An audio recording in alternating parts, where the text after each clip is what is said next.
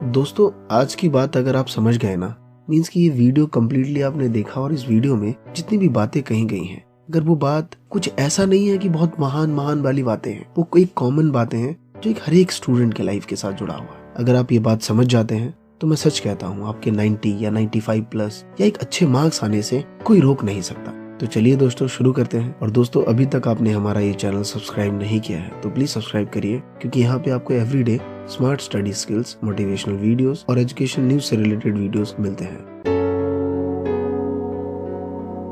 तो नमस्कार दोस्तों, मेरा नाम है अमरीश और स्वागत है आप सभी का महात्मा जी टेक्निकल में। दोस्तों, मैं अपने जीवन में एक एवरेज स्टूडेंट ही रहा, तो मैं जानता हूँ कि एक स्टूडेंट की हालत क्या रहती है उस टाइम जब उसका एग्जामिनेशन कुछ टाइम बाद आने वाला होता है। वो बहुत परेशान रहता है। एक साइड टीचर और एक साइड पेरेंट्स होते हैं। जब वो टीचर से मिलता है और अपनी प्रॉब्लम बताता है तो टीचर सुनने से कुछ टाइम पहले ही कहते थे, बेटा मन से पढ़ो, टाइम वेस्ट मत करो, मन से पढ़ो, चलो चलो जाओ जाओ। और जब वो घर जाता है तो पेरेंट्स कहते हैं, भाई तेरे मार्क्स क्यों नहीं आ रहे, क्या हो रहा है, क्या चल रहा है, कहाँ गए मार्क्स। और ये हर एक के साथ है। अगर आप 95 वाले हैं, कुछ 80 के करीब आ गए फिर भी सुनना है, 60 वाले हैं 40 में आ गए फिर भी सुनना है, और 40 वाले हैं और फेल हो गए तो यार बात ही छोड़ दो। वो स्टूडेंट कहाँ जाए, किसके पास जाए, किससे मिले, किससे बताए अपना दर्द। तो दोस्तों, किसी शख्स ने एक बात कही थी कि जो हो गया उसे सोचा नहीं करते और जो मिल गया उसे खोया नहीं करते। हासिल उन्हें होती है सफलता जो वक्त और हालात पर रोया नहीं करते। तो ना तो हमें किसी के सामने गिड़गिड़ाना है, ना किसी से मोटिवेशन लेनी है, क्योंकि हमें कोई और मोटिवेट कभी कर ही नहीं सकता सिवाय हम खुद के।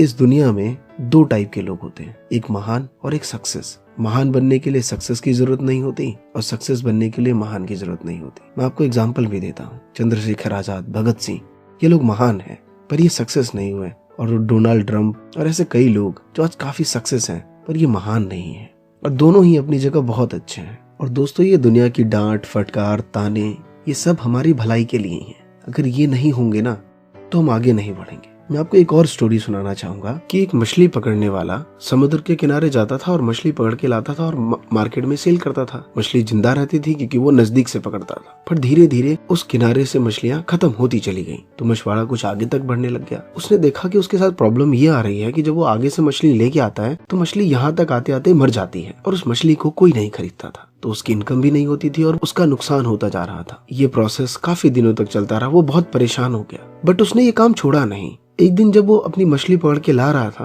तो जैसे ही वो यहाँ पे आया तो उसने देखा कि उसके मछली की टोकरी में एक शार्क मछली आ गई है। वो डर गया कि यार पहले तो मछली मरी हुई भी आती थी, कुछ लोग ले भी लेते थे, अब तो शार्क ने सारा खा लिया होगा और अब मैं कैसे सेल करूंगा, मैं तो इस पेट्रोल के पैसे भी नहीं निकाल पाऊंगा इससे। बट वो कुछ देर बाद देखता है और वो हैरान हो जाता है। वो देखता है कि मछलियां सिर्फ एक या दो ही कम थी और सारी मछली जिंदा थी। तब उसे एक बात समझ आई कि शार्क मछली की वजह से सारी मछलियां एक्टिव थी, सब डरी हुई थी, सब एक किनारे इधर से उधर भागती रहती थी और इस वजह से सारी मछलियां जिंदा थी। तो दोस्तों, ये डांट फटकार कहीं न कहीं हमारे सही के लिए है। उन लोगों की लाइफ में वो सिचुएशन नहीं है जो इस टाइम आप जी रहे हैं, तो शायद वो चीज फील नहीं कर सकते। हमारे लिए वो लोग वही शार्क मछली की तरह हैं जो हमें डरा के रख रहे हैं, जगा के रखते हैं। मैंने वो नाइट में स्टडी करने में एक बात शायद मिस कर दी। बहुत से बच्चे मुझसे पूछते हैं कि सर नाइट में पढ़ता तो हूँ लेकिन नींद बहुत आती है। दोस्तों, मैं अपना वाकया सुनाना चाहता हूँ। जब मैं 10th क्लास में था, मेरे फादर सुबह सुबह आके मेरे पास ही सो जाते थे और कहते थे पढ़ अमरीश। और मैं सच बताता हूँ, वो नींद, बट फिर भी क्या करें,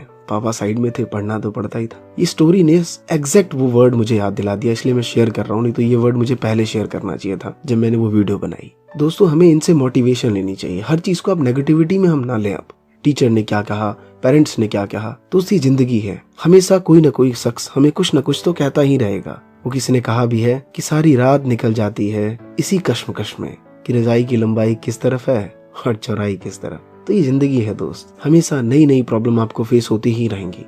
हमें इन्हें फेस करना है, इनसे आगे बढ़ना है, सिवाय इसके कि उसने हमें नीचे धकेला ये ना सोच के उसे पकड़ के आगे बढ़ते चलिए। अब दोस्तों, बात करते हैं कि हमें पढ़ाई में इंटरेस्ट क्यों नहीं आता। दोस्तों, हम तो यंगस्टर हैं। अभी मैं आपको एक यंग वाला एग्जांपल दूं कि कल तुम्हारा दोस्त कहता है भाई कल पार्टी में चलना है, तो एकदम रात भर नींद नहीं आती भाई, सुबह गाड़ी लेना है, ट्रैवलिंग, वहां पहुंचना है, मतलब पूरी रात हम प्लान में रह जाते हैं। तो ये बात ठीक है, ये एग्जाम्पल आपको हर कोई दे रहा है, बट मैं आपसे एग्जैक्ट पूछना चाहता हूँ कि किसी 40 की एज के शख्स को पूछिए तो वो कहेगा यार अब रहा ही नहीं कुछ। हाँ यार, शादी में जाना है, घर से 10 लोगों को कहता है उठा देना सुबह, अगर अलार्म बजा या ना बजे तो उसमें इंटरेस्ट नहीं रहता। लेकिन फिर भी उसका कोई फ्रेंड आके उससे कहता है मैं आपको कल ड्राइविंग सिखाने ले चलूंगा, मैं सच कहता हूँ उनमें एक इंटरेस्ट सा आ जाता है। ये मैंने देखा है, पता नहीं ये बात सही है या नहीं, बट ये रियलिस्टिक है। मतलब 40 की एज वाले शख्स को बहुत सारे फ्रेंड्स आए, गुप्ता जी कल पार्क में चलना है, गुप्ता जी हाँ ठीक है चल लेंगे। लेकिन वहीं पे कोई शख्स आ गया था, गुप्ता जी कार सिखाऊंगा मैं कल आपको, सुबह सुबह संडे है चलते हैं। उनमें एक जोश सा आ जाता है कुछ नया करने का। तो यही हमारे लिए भी होना चाहिए कि जब हम किसी सब्जेक्ट को पढ़ने जा रहे हो तो उसमें कुछ नया ढूंढिए कि आज इस चैप्टर को पढ़ रहा हूँ, इस चैप्टर को इस तरीके से पढ़ते हैं। हर बार एक कॉमन वे नहीं कि पहला पेज उठाया दूसरा, या मैथ्स में चले गए तो फर्स्ट क्वेश्चन सेकंड, नहीं, फ्यूजन करिए उसमें नई नई चीजें। मैंने लास्ट वीडियो में बताया था कि इफेक्टिवनेस पढ़ाई कैसे पढ़ें, उसमें मैंने बात बताई थी। पेपर करें तो उस पेपर के क्वेश्चंस को करिए, वहां पे पहुंच जाइए, बाउंस बैक हो गए। किस बुक में देखता हूँ 3 क्वेश्चन यहाँ के कर लेता हूँ। दोस्तों पढ़ाई का सिस्टम चेंज करना पड़ेगा हमें। एक ही जैसी पढ़ाई, वही बुक उठाया पढ़ रहे हैं, नोट्स वही चल रहे हैं, नहीं, चेंज करना पड़ेगा। अभी एक क्वेश्चन केमिस्ट्री का पढ़ लिया, चल भाई एक फिजिक्स पढ़ लेते हैं। एक मैथ्स कर लिया तो चलो अकाउंट्स कर लेते हैं। 2 क्वेश्चन इकोनॉमिक्स के पढ़े तो हिस्ट्री पढ़ लेते हैं। दोस्तों इस टाइम ऐसा करना पड़ेगा। अगर इंटरेस्ट नहीं है, अब बहुत से बच्चे कहेंगे कि सर ये मुझे सूट नहीं करता, मेरा वही प्रोसेस अच्छा है, तो बहुत अच्छी बात है, अब वो तरीका फॉलो कर पाते हैं। बट मैं उन लोगों के लिए वीडियो बना रहा हूँ जो नहीं पढ़ पा रहे हैं, जिनके कमेंट्स आते हैं कि सर मैंने बहुतों के कमेंट में रिप्लाई किया है। तो दोस्तों क्या इस तरीके से हम कर सकते हैं क्या? और दोस्तों पेरेंट्स तो हमें एग्जामिनेशन टाइम में दुश्मन लगते ही हैं, ये हर एक बच्चे की कहानी है। बट आगे चल के वो एक हंसी सी दिला देते हैं कि थैंक गॉड यार फादर या मॉम उस टाइम नहीं डांटती।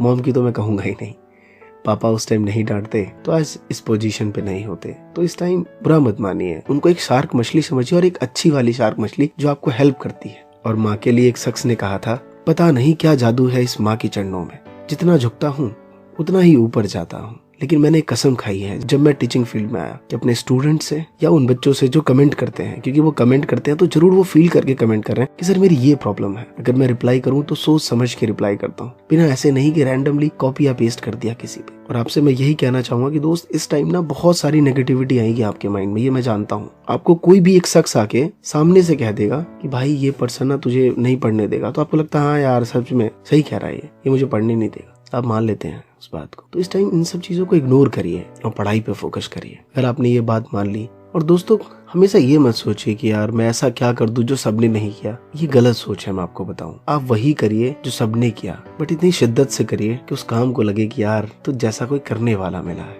वो कहते हैं ना कि एक नॉर्मल ले लीजिए यार, हेडलाइट ऑन करके चलो 1 किलोमीटर तक, 20 लोग कहेंगे भाई तुम्हारा हेडलाइट जल रहा है, क्या था उस हेडलाइट जलाने में। तो दोस्तों ये वीडियो अगर आपको पसंद आया हो तो please like and share and subscribe जरूर करिए। थैंक यू दोस्तों, जय हिंद, जय भारत।